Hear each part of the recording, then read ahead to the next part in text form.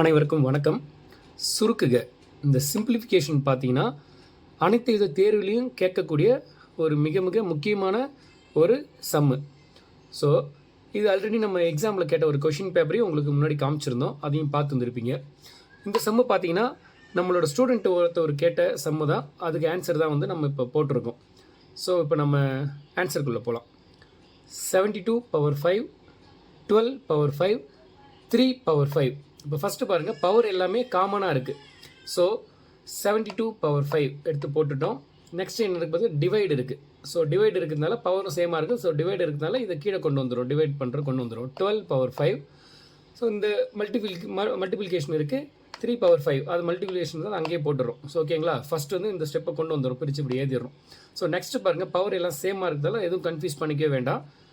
72 and 12 divide பண்ணாலே போதும். So 72ல் எத்தனை 12 இருக்குது? 6 இருக்குது. ஓகேங்களா, 6 பவர் 5 இது அப்படியே கீழே கொண்டு வந்துடும், 3 பவர் 5.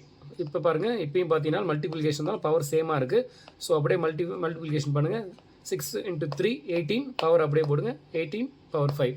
ஸோ எங்கே இருக்குது? Option A 18 power 5.